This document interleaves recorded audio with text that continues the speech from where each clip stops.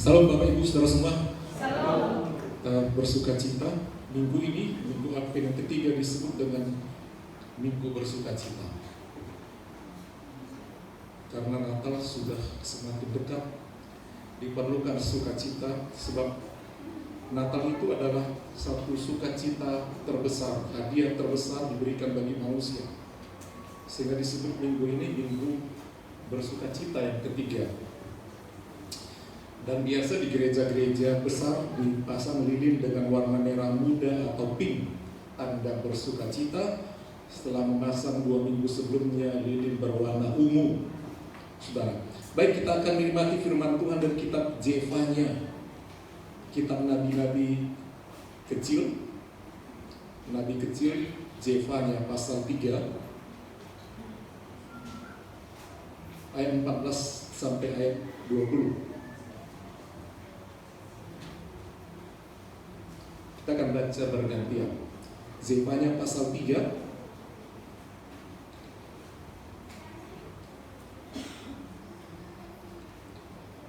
ayat 14 sampai ayat 20. Kita bangkit berdiri.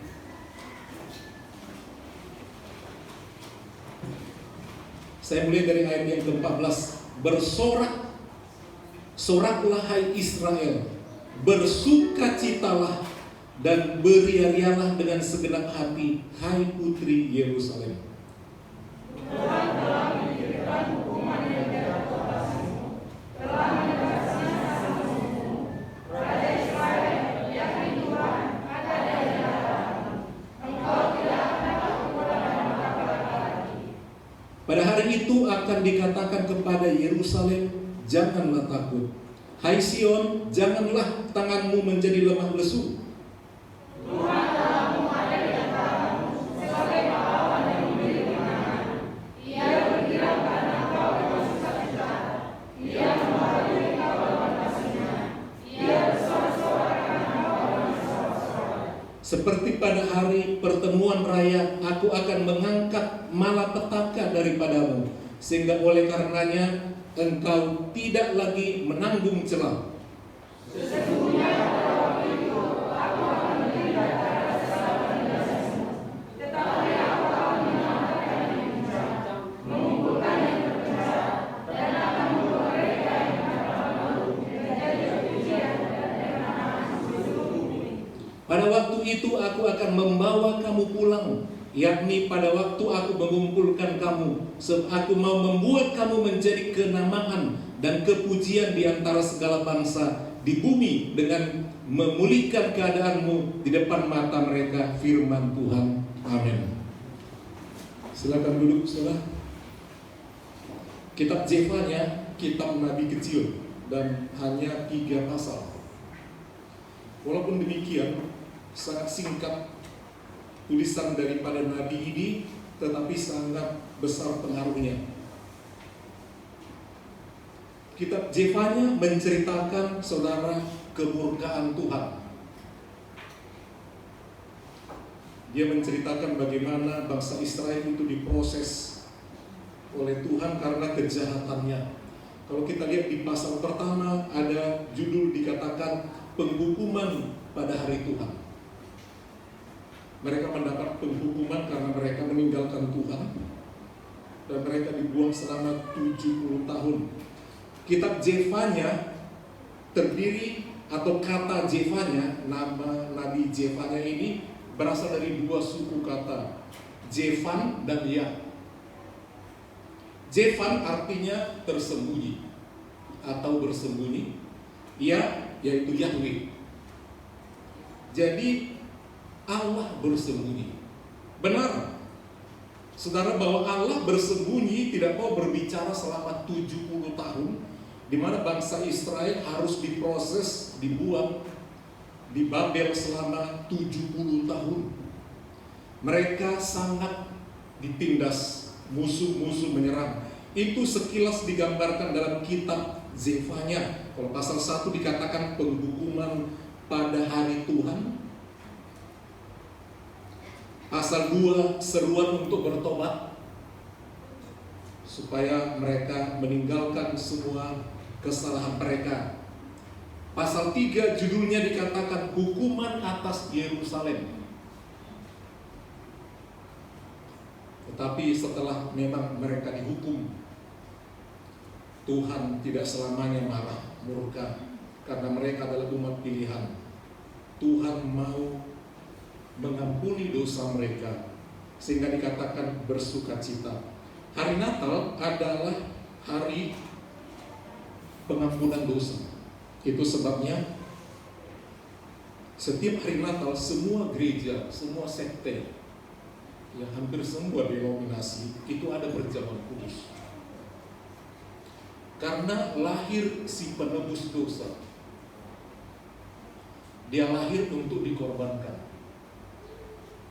Itu sebabnya ketika Maria membawa bayi itu umur 8 hari untuk diserahkan dan diberkati, Nabi yang menerima bayi Yesus dan memberkatinya berkata kepada Bunda Maria, dikatakan anak ini akan datang untuk menjatuhkan dan membangkitkan. Artinya dia akan menghukum orang, tapi juga dia akan membangkitkan orang untuk diselamatkan. Bahkan dikatakan lagi dalam nubuatan Nabi itu dikatakan satu anak panah akan menembus jantungmu. Artinya bagaimana Maria menderita melihat putranya itu nanti dikorbankan di kayu salib. Jadi sudah dinubuatkan sebelumnya, nanti kamu menderita. Itu sebabnya semua gereja pasti mereka melakukan perjamuan kudus untuk mengingatkan bahwa dia lahir untuk menebus dosa. Tidak heran kalau kita banyak mendengar, kau penebus dosa, kau datanglah, kau lahir ke dunia, kemudian menebus dosa. Jadi hari Natal itu ada sukacitanya, tetapi ada juga menyatakan kasih Tuhan untuk mengampuni dosa kita. Tentu sebelumnya Tuhan sudah melihat bagaimana orang di dunia ini berdosa dan dihukum oleh Tuhan, sangat menderita, sehingga Allah berusaha untuk menyelamatkan manusia dengan mengirimkan putranya. Itu yang dikatakan dalam pasal 3 bagian akhir, setelah dikatakan celakalah si pemberontak. Di pasal 3 ayat 1, bangsa Israel memberontak, ada hukuman. Tapi rupanya hukuman itu bukan untuk membinasakan, tapi untuk mengajar, memproses. Demikian juga kita, ada masanya Tuhan memproses kita, menghukum kita dulu. Seperti seorang ayah bisa memukul anaknya dengan cara sesuatu, tujuannya bukan untuk menyiksa atau membunuh, tapi supaya anak itu mengerti akan disiplin. Dia akan menjadi lebih baik, lebih kapok, akan mengubah dirinya. Demikian juga Allah memproses umat itu dengan menghajar sedemikian rupa. Tapi ada batasnya, sehingga dia berkata akan janji keselamatan. Ayat 9 diberi judul janji keselamatan. Itu yang kita lihat, dikatakan bahwa Yerusalem dan penduduknya digambarkan seperti putri. Jadi kota itu digambarkan sebagai perempuan. Putri Sion, ya, putri Yerusalem. Itu bukan berarti firman itu disampaikan kepada kaum putri, tidak. Putri artinya adalah seluruh penduduk gereja. Kita umat Kristen dianggap sebagai mempelai Kristus, mempelai wanita. Jadi dianggap semua jemaat itu seperti wanita yang akan menikah, yang akan bertemu dengan tunangan yang paling pas, yaitu Tuhan Yesus, yang akan menyelamatkan, yang akan memimpin. Di dalam ayat ini yang dikatakan dari ayat yang 14, bersorak-sorailah hai putri Sion, artinya penduduk Yehuda, Zionis, Yahudi. Bersukacitalah, bergembiralah hai penduduk, digambarkan dengan putri. Yesus sebagai putra Allah dipertunangkan dengan kita. untuk menjadi mempelainya. Bersorak-sorailah hai putri Sion, bertempi soraklah hai Israel. Itu umat pilihan Allah kita ini.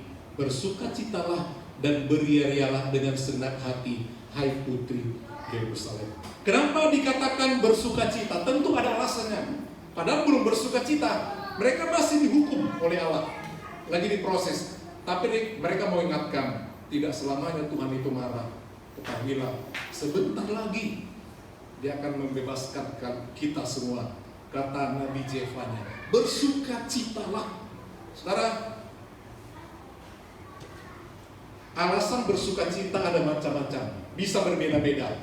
Tapi kalau melihat dalam perikop ini, alasan bersukacita, kita lihat di ayat yang 15. Tentu ada alasannya. Kenapa dikatakan bersukacitalah, bertempi soraklah? Tuhan telah menyingkirkan hukuman yang jatuh atasmu, telah menebas binasa musuhmu. Raja Israel, yakni Tuhan, ada di antaramu. Engkau tidak akan takut kepada malapetaka lagi. Jadi artinya dikatakan Tuhan menyingkirkan hukuman.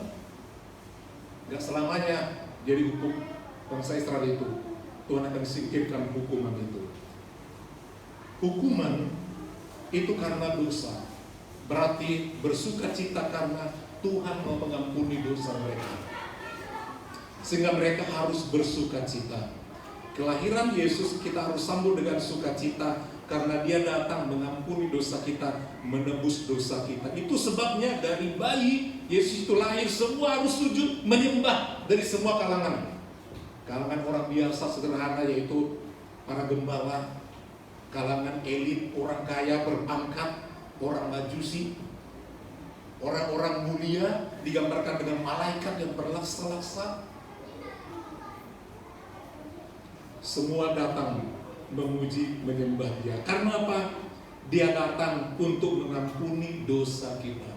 Itu sebabnya kita wajib merayakan Natal, apapun situasinya. Karena apa? Si penebus dosa datang. Bayi itu datang untuk mengampuni dosa kita. Jadi kita patut merayakan kelahiran Sang Penebus dosa.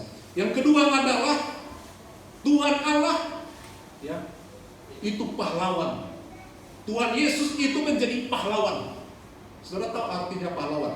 Pahlawan artinya Dia rela berkorban tanpa pamrih, tanpa orang mengemis-ngemis. Dia rela berkorban, tumpahkan darahnya, bahkan sampai mati demi menyelamatkan seseorang. Itu pahlawan. Kalau ada misalnya satu pergumulan orang ingin dimenangkan, ada orang tampil berani maju sampai dia mati, tetapi tuntutannya menjadi diterima, dia pahlawan. Dan di sini dikatakan Tuhan itu seperti pahlawan. Tuhan Yesus seperti pahlawan. Kenapa? Tidak bersalah, tidak berdosa, tapi Dia rela mati bagi kita. Dan karena relanya Dia mengorbankan dirinya, kita tidak dihukum, kita diselamatkan. Jadi yang kedua adalah Dia pahlawan. Kenapa pahlawan? Kita berdoa, Tuhan tolong sembuhkan penyakit ini sangat berat, tidak ada yang kami tidak mampu. Dia sembuhkan. Itu pahlawan. Ini dikatakan dalam ayat yang ke-17. Tuhan Allahmu ada di antaramu sebagai pahlawan yang memberi kemenangan. Ia bergirang karena engkau dengan sukacita. Ia membaharui engkau dalam kasih-Nya, dan seterusnya. Pahlawan. Kalau kita sudah tahu bahwa Yesus itu sifatnya seperti pahlawan, jangan jauh dari Dia. Dia mampu mengatasi semua problem. Jangan sebaliknya. Saudara mau cari pahlawan dari dunia, oh bayar. Harus ini, harus itu, harus itu. Ya. Bahkan sulit untuk disebut dengan pahlawan, karena semua harus berbayar. Tetapi Yesus adalah pahlawan yang gagah perkasa. Dia diam di antara kita. Dan yang ketiga adalah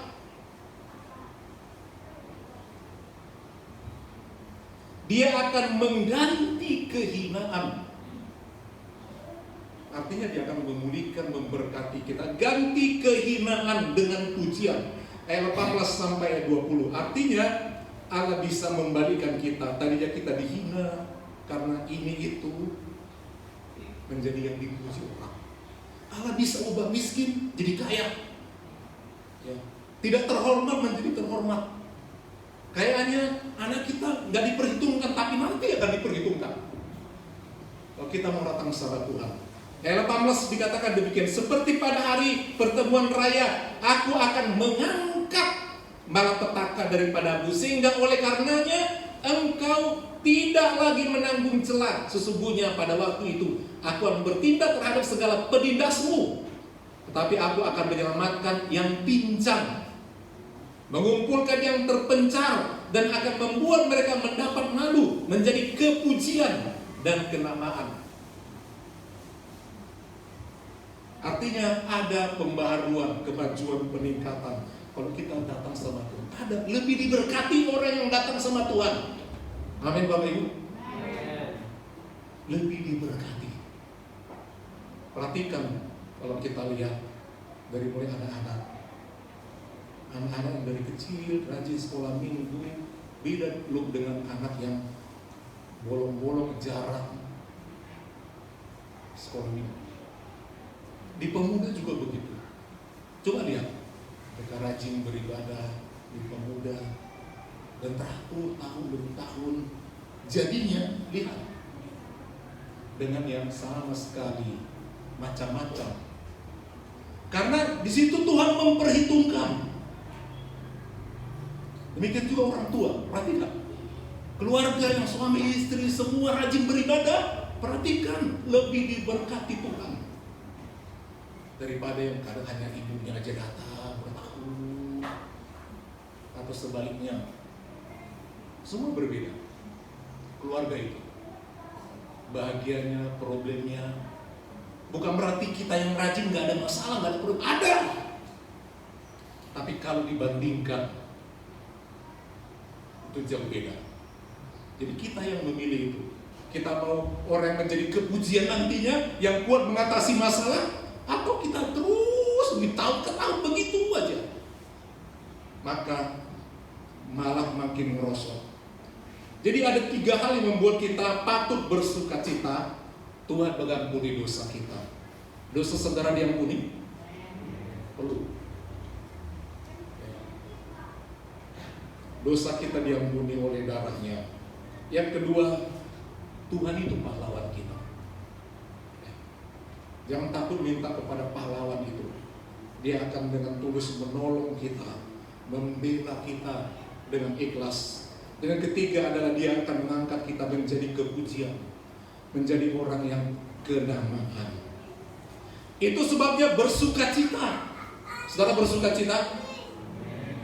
Bersukacita itu kita loh yang menentukan, bukan orang lain. Kitab Filipi pasal 4 ayat 4 berkata, bersukacitalah senantiasa di dalam Tuhan. Sekali lagi kukatakan, bersukacitalah. Jadi saudara, ada efek daripada bersukacita. Ada efek bersukacita. Sebenarnya banyak alasan bagi kita untuk tidak bersukacita. Pengaruh COVID saja masih terasa, bahkan pengaruhnya itu permanen. Merubah budaya, merubah kebiasaan saudara, merubah sistem dalam pemerintahan. Yang tadinya banyak menggunakan manusia, perlahan tapi pasti berubah digunakan sistem digital. Yang tadinya alasannya adalah nggak boleh kumpul di kantor, di ruang ber-AC mesti dibuka, ini itu. Ini orang berpikir, rupanya bikin petaka orang. Dibuatlah sistem. Banyak diganti dengan robot atau mesin. Menghapuskan jutaan orang. Diganti dengan kerja mesin, sistem digital. Rapat tidak perlu lagi datang. Cukup Zoom. Gak perlu jumpa, gak akan dapat virusnya. Zoom. Semua harus punya laptop atau handphone. Membuat orang tidak ke kantor. Dari rumah saja. Jadi komunikasi, peresmian proyek tidak harus terbang. Cukup melalui telekonferensi. Semua bisa diselesaikan tanpa orang yang meresmikan itu berangkat. Kuliah Tidak perlu lagi harus di kampus. Dari rumah bisa kuliah. Sambil masak, sambil ngurus anak, bisa kuliah. Semua bisa dikerjakan. Bahkan saudara bisa tidak mengerjakan, kawan yang mengerjakan. Tinggal bayar. Ini tugas, tolong kerjakan. Nanti masukkan ya, ini kuncinya. Tolong kirimkan, ini emailnya. Bisa dikerjakan. Mau tes, anak kita kuliah, nggak bisa mengerjakannya, bayar orang. Tolong kerjakan ini, masukkan jawabannya. Anak kita main-main, orang yang mengerjakan. Lulus sarjana. Digital, uang sekarang lagi dibikin. Uang nantinya digital. Tidak bijaksana dikatakan menyimpan emas lagi. Semua digital. Wisuda nggak repot, hanya ditukangi foto-fotonya. Ngomongin dari sana, orangnya nggak hadir. Bahkan orangnya nggak berdiri, fotonya dipajang. Foto kan aku di studio ya, pakai ini. Hanya foto, wisuda. Nggak repot, nggak ngundang orang-orang makan, karena hanya di foto. Sarjana loh. Jadi tenaga manusia akan makin berkurang, dikerjakan oleh mesin dan alat. Pesta adat yang tadinya sibuk, mesti ini, mesti hadir, semua bisa diringkas. Udahlah kami ini semua tinggal bungkus antar, nggak hadir, sah. Itulah pengaruhnya. Belum lagi yang lain-lain. Pengaruh mau bepergian, nggak boleh sembarang. Ini. Penyakit yang baru akan muncul. Saudara, banyak membuat kita menjadi tidak bersukacita. Banyak sekali. Itu baru secara umum, belum yang pribadi-pribadi. Nggak punya inilah, nggak punya ini, sakit lah. Hilang sukacita. Kemarin pemuda bernatal, pemuda remaja, sangat penuh sukacita. Bapak Gembala harus ucapkan terima kasih bagi yang tulus mau hadir sebagai anak jemaat. Ada beberapa tidak bisa karena bekerja seperti Gideon dan ujian, kita bisa mengerti. Tapi kalau karena alasan yang tidak masuk akal, hati-hati. Itu menyangkut keimanan. Itu bukan pesta ulang tahun seseorang, tapi merayakan sang juru selamat. Ketika kita anak muda, ikuti gaya anak muda. Ketika kita orang tua, ikuti. Ketika kita anak-anak, ikuti. Syukur orang tua beberapa boleh menyempatkan waktunya. Ya mungkin karena jauh tidak bisa ramai datang. Ikut, boleh dimengerti. Ya, situasi seperti itu tidak mengapa. Lagi begitu mau anak muda, kita juga harus support. Tapi umumnya semua berjalan dengan baik. Bapak Gembala mau coba tanya yang hadir, merasa bersuka cita nggak Natal remaja pemuda kemarin? Jujur ya, jujur. Bersuka cita nggak? Menyesal?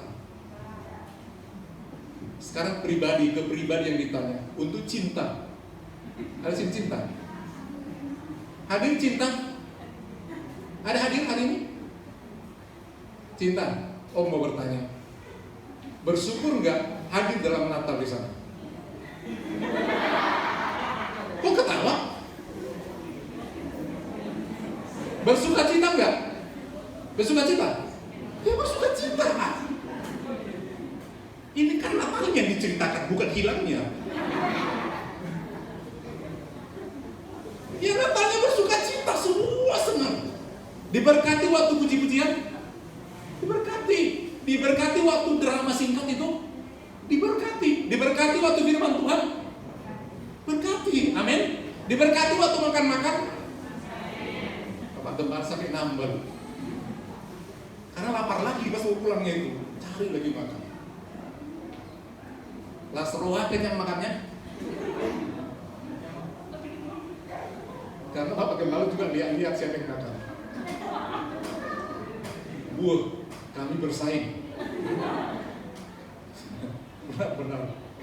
Ya, Panaldo maksud saya. Sorry Mas semua ya. Panaldo, sorry. Karena juga dulu kan di belakang. Mobil itu di belakang.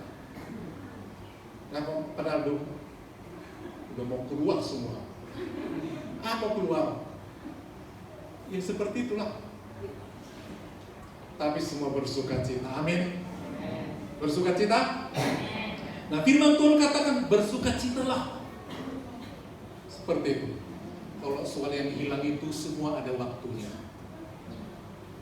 Ada waktunya memang seperti itu. Kadang-kadang dia nggak bilang-bilang, woi aku mau hilang. Nggak bilang-bilang. Makanya kita jengkel. Coba dia udah bilang-bilang gitu, aku mau hilang. Pasti kita udah tabung-tabung uang ya. Tapi memang hilang itu nggak bilang-bilang.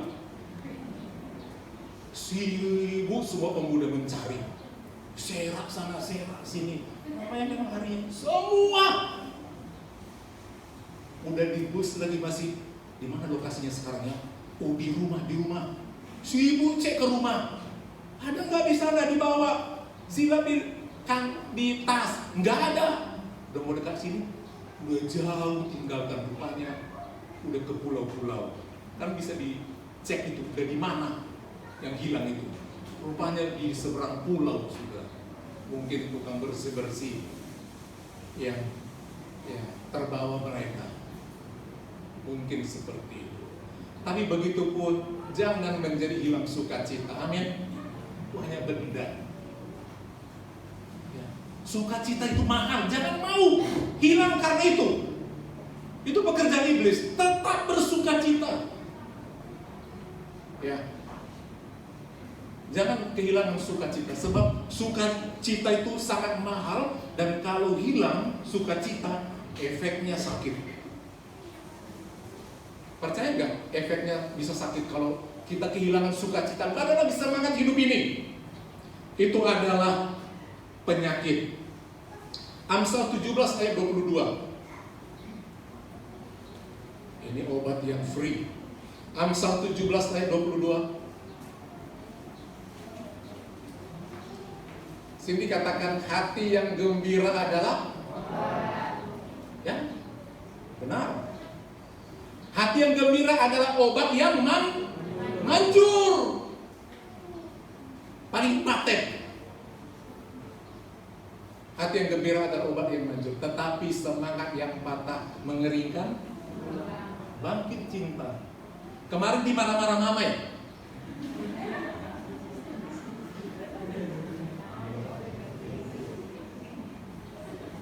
Kalau om juga begitu marah.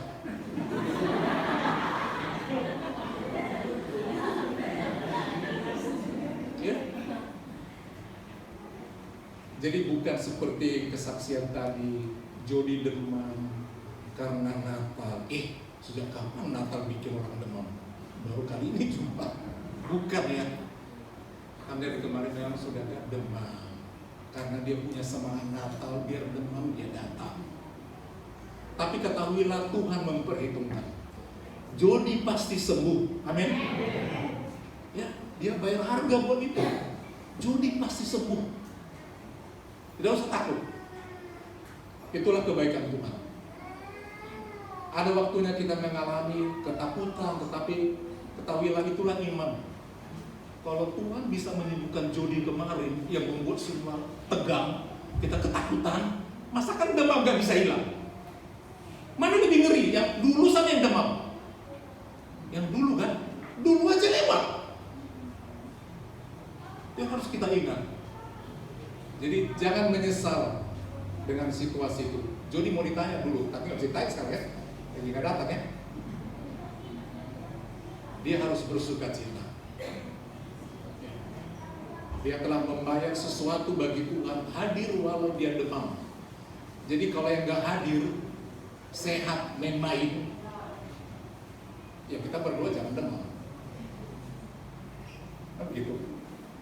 Ya, Tuhan mau kita bergembira. Amsal 15 ayat 13.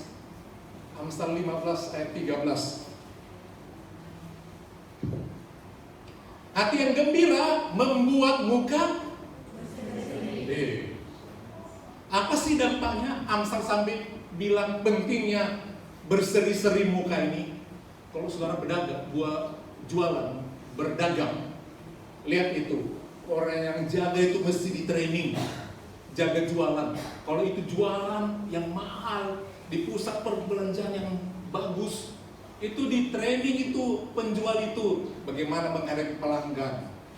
Dipilih itu orang yang lebih tampan, lebih cantik, yang wajahnya berseri-seri, baru memikat orang datang untuk membeli. Dagangan lebih laku kalau dijual oleh orang yang wajahnya berseri-seri. Kalau mukanya terlalu tegap, baru dipegang, tawar sekian kali, kau pegang-pegang aja pun, gak beli-beli. Besok gak datang lagi. Karena gak berseri-seri, gak welcome. Tapi kalau datang, mari masuk, tengok-tengok aja gak apa-apa, tengok-tengok dulu. Jadi tengok-tengok. Udah tengok-tengok, jatuh cinta. Yang beli. Amin. Mana boleh merepek pedagang. Kemarin Bapak Gembala agak sedikit jengkel. Rencana mau pangkas rambut. Waktu itu dia lihat yang favorit tutup. Coba lagi yang satu. Yang setengah bayar orangnya. Jadi kita bilang, Pak, pangkasnya belah ke sana. Sebab kalau ke sana nanti berdiri rambut saya. Karena mengikuti undur-undurnya itu. Kalau dilawan, dia akan berdiri. Jadi mesti ke sana. Model rambutnya. So tahu katanya. Tukang pangkas lebih tahu. Nggak dibilang pun tahu katanya. Orang lihat, hebat kali jawaban orang ini. Ini mau jual jasa atau apa? Kemudian bilang lagi sama dia, tolong Pak ya, yang sebelah sininya dibiarkan agak tebal. Kenapa katanya? Kan nggak bagus sama Bapak. Banyak titak. Dulu waktu SMA kecelakaan sampai sakit tulang di semua, sampai operasi begitu apa, banyak jahitan. Dulu hampir 20 jahitan. Jadi jelek kalau pendek, akan nampak pitak-pitak. Mesti panjang. Ngomel dia. Nggak ada pun. Loh, yang tahu itu siapa? Yang minta siapa? Yang mau pangkas siapa? Kan begitu kan? Suka-suka orang lah. Tapi dia ngomel. Akhirnya dia sembarang. Ya udah, berapa? 20. Ya udah, penting selesai lihat mukanya yang geram sekali. Biar jelek kalau orangnya itu berseri ramah, jadi ganteng. Amin. Biar kita pas-pasan wajah kita ini berseri-seri, tak segi ramah pun. Tapi kalau ramah, senyum, cantik. Amin. Makanya laku berubah. Ini mana-mana laku loh. Laku keras. Amin. Ini fakta.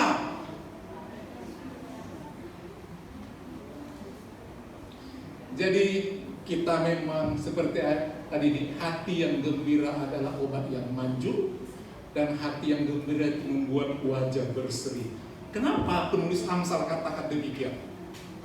Rupanya kalau nggak berseri dan kita selalu menyimpan kemarahan, tidak ada sukacita. Firman Tuhan katakan kesusahan sehari cukuplah sehari. Setiap hari ada kesusahannya masing-masing. Lupakan warna besok. Tinggalkan itu. Tiap hari ada rezekinya masing-masing. Amin. Nggak hanya sedih, ada rezekinya masing-masing. Ternyata Bapak Gembala kemarin cek di Google. Kenapa sih ayat ini mengatakan bisa berbahaya kalau kita tidak bersukacita? Ternyata ada penyakit yang muncul kalau kita sering kali tidak bersukacita. Ada ketakutan, tidak ada gembira. Penyakitnya minimal ada 7. Diakibatkan oleh hati yang tidak mau gembira, wajah tidak mau berseri, tidak mau bersyukur, tidak bisa menerima. Nomor 1 dikatakan yaitu penyakit rematik radang sendi. Ini ternyata termasuk penyakit autoimun. Jadi kalau kita sering nggak gembira, sering susah, sering menyimpan marah, dendam, benci, itu bikin penyakit. Penyakitnya autoimun. Autoimun artinya imun badan, kekebalan badan, kekuatan badan untuk menyerang penyakit, virus yang datang nggak kuat, gampang sakit. Dan salah satu penyakit autoimun kalau saudara cek di Google itu ternyata rematik, membuat sendi digerogoti. Apa dikatakan tadi? Hati yang gembira adalah obat, tetapi semangat yang patah keringkan tulang sendi duluan digerogoti, keropos. Ya, sendi-sendinya, minyak-minyak penebasnya itu, oli-olinya kering. Makanya radang sendi, autoimun. Itu nomor satu, sakit rematik. Jadi jangan hanya sekedar bilang, ini karena angin ini, karena makan kacang-kacang, makan ini. Itu faktor-faktor pemicu, tapi pertama dari situ. Karena itu kata ayat kita. Jadi seringlah kita bergembira. Amin. Amin. Itu obat yang manjur. Kalau kira-kira datang mungkin sukacita, jangan lama-lama. Jangan simpan lama-lama. Yang kedua, penyakitnya adalah penyakit lupus. Pernah dengar penyakit lupus? Penyakit lupus ini termasuk penyakit autoimun kronis yang mengakibatkan peradangan di beberapa bagian tubuh seperti kulit, sendi, ginjal, dan otak, saraf-sarafnya dimakan oleh penyakit itu. Yang ketiga adalah penyakit radang usus. Kalau kita takut, cemas, kumat, ya, cemas, mau ujian cemas, mau tes, lulus enggak ini, untuk kerja, cemas, macam-macam. Udah cemas datang, maka yang terjadi usus kita pun dimakan dia.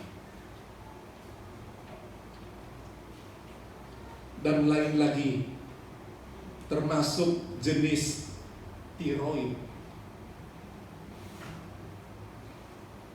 Itu masuk autoimun, artinya imunitas tubuh, kekebalan berkurang, membuat tidak tahan dengan berbagai serangan, sehingga muncul ini. Jadi saudara, tidak salah firman Tuhan itu katakan, sesusah apapun jangan lama-lama susah, sebenci-benci apapun jangan simpan sampai besok, lewatkan, karena saudara yang diserang dia balik. Hati yang gembira adalah obat. Amin, Bapak Ibu. Amin. Kenapa kita sulit bersuka cita? Nomor satu adalah karena kita terlalu banyak membuat syarat dalam hidup kita ini. Banyak sekali buat syarat. Kalau aku nanti sudah dapat ini baru laku senang kali hidupku. Kalau nanti tidak punya ini, aku akan senang kali hidupku. Kita terlalu banyak bikin syarat. Aku, kalau anakku ini udah menikah, aku senang kali aku udah menikah. Lain lagi, kalau mereka udah punya anak, senang hatiku udah punya anak. Kalau nanti cucuku tuh gak sempat lagi, itu senang kali aku. Terus itu nggak habis-habisnya. Datang lagi yang kedua, yang ketiga, ini. Biarpun punya anak, tapi makan tak makannya cucuku itu. Minta lagi nih, maunya punya ini, nggak habis-habis. Banyak kali syarat. Dan nggak pernah habis loh ketika Tuhan kabulkan menikah. Oke, udah dikirim. Bersungguh-sungguh juga, gak datang juga ke gereja. Aku nanti rajinlah, karena aku nanti udah mau jadi opung. Biar dihormati orang, datanglah aku ke gereja. Kalau udah kawin nanti anak itu, udah nikah, ya. Bikin lagi persyaratan, ngambek. Kalau udah lahir nanti anaknya, baru aku datang. Subur datang cucu. Enggak juga loh. Hati-hati bikin syarat. Amin. Jangan pakai syarat-syarat lah untuk datang sama Tuhan bersuka cita. Jangan, karena nggak akan habis-habisnya. Artinya apa? Nggak akan pernah bersuka cita kalau pakai syarat. Tuluslah kita bersuka cita. Kesusahan sehari biarlah buat Tuhan pasti memberkati. Tuhan tahu kebutuhan saudara. Tuhan lebih ingin anak-anak saudara, anak-anak kita itu semua menikah. Karena firman Tuhan bilang tidak baik manusia itu seorang diri. Tuhan lo yang bilang. Jadi Tuhan lebih kepingin pada menikah pada waktunya. Karena itu keinginan Tuhan. Jadi nggak usah terlalu pusing. Keinginan punya anak wajar, ingin punya cucu wajar. Karena apa firman Tuhan katakan? Beranak cuculah. Jadi kalau baru menikah langsung KB, dosa loh. Ya, karena Tuhan bilang menikah beranak cucu, kecuali sakit. Itu lain lagi ceritanya. Jadi nggak usah bikin syarat. Yang baik dalam pikiran saudara itu Tuhan tahu, Tuhan pasti kasih. Yang penting adalah mari kita bersuka cita, amin. Itu obat yang manjur. Itu yang pertama membuat orang sukar bersuka cita. Banyak syarat. Jangan bikin syarat. Coba Tuhan bikin syarat sama kita semua. Kau ku selamatkan syarat ya. Kasih dulu ini, baru masuk surga enak aja. Usahamu segitu banyak, kelakuanmu begini. Atau kalau mau sembuh, kau boleh sembuh, tapi kau harus begini dulu. Tuhan jarang bikin syarat. Jadi mari kita jangan banyak bikin syarat bersama kita. Tulus, berkorban tulus, memberi tulus. Tuhan perhitungkan semua korban kita. Nah Tuhan itu maha baik. Dia tahu yang terbaik. Dan Tuhan tidak mau berhutang. Langsung ada berkatnya masing-masing. Yang kedua, kenapa kita suruh bersuka cita? Yang pertama tadi kita bikin syarat macam-macam, baru kita bersuka cita. Yang kedua adalah selalu berpikir buruk. Selalu berpikir buruk. Selalu murung. Kenapa seperti itu? Selalu berpikir buruk. Satu kali, ini hanya ilustrasi, seorang manajer satu perusahaan yang hebat dibawa istrinya ke pesta. Ayo mah kita pesta karyawan semua akan hadir, para supervisor, staff semua akan hadir, karyawan semua dengan keluarga. Ini pesta, suasana Natal. Istri manajer pun ingin tampil layaknya sebagai seorang kaya, berdandan perhiasan yang terbaik dia pakai. Ikutlah dia di pesta itu. Waktu pesta, ya bersama sama istri-istri karyawan, dia melihat tiba-tiba muncul seorang istri karyawan. Perhiasannya lebih cantik, lebih pas, bajunya, semua memandang. Sampai istri karyawan itu, karyawan biasa, nggak ada yang memandang si nyonya manajer. Pada orang kaya loh, nggak ada yang memuji. Akhirnya aku tadi udah bayar mahal tuh ini supaya dipuji sebagai istri manajer cantik, tapi nggak ada. Melihat istri karyawan yang lebih menarik, cemburu mukanya. Bapak cepat kita pulang. Kenapa? Enak. Hilang sukacita. Padahal mau berangkat tadi, waduh, semua disemprotin ini, semua untuk dipuji, nyaman. Tapi pulang dengan cemburu, nggak ada lagi, lepas semua. Nanti semua lepas, nggak ada. Ternyata jelek. Pintar itu orang itu, lebih cantik dia. Hilang sukacitanya. Mungkin dia korupsi suaminya.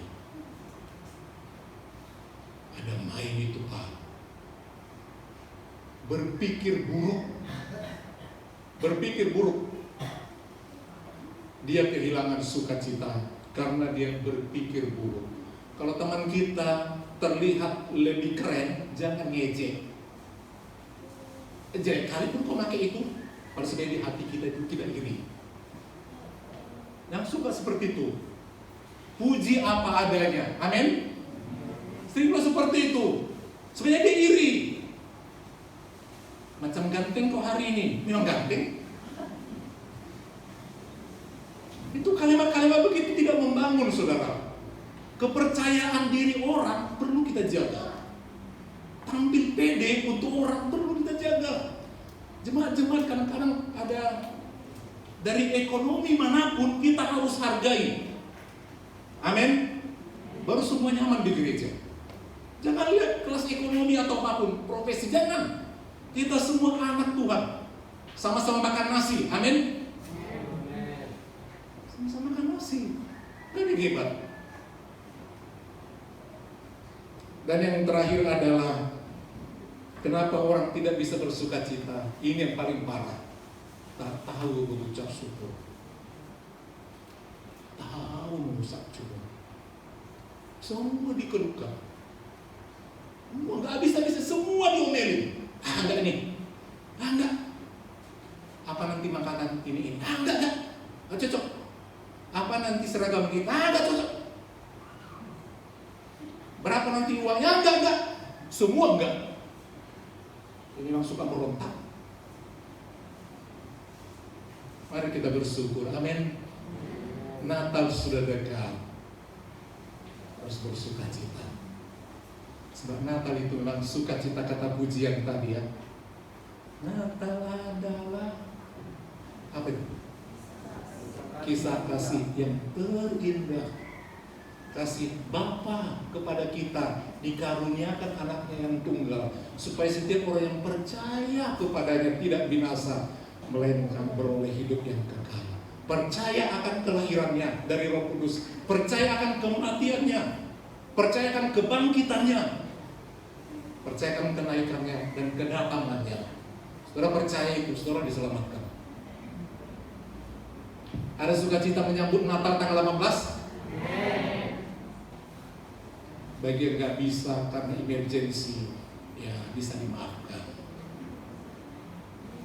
Karena pesta, mungkin peranan yang luar biasa di situ, harus dihadir, nggak dia hadir, nggak pesta, nggak apa-apa. Tapi jangan tidur di rumah kalau kita di Batam, datang di Natal. Jangan pikir nggak ada yang nonton dari yang lain. Tuhan yang nonton, Tuhan yang berkata.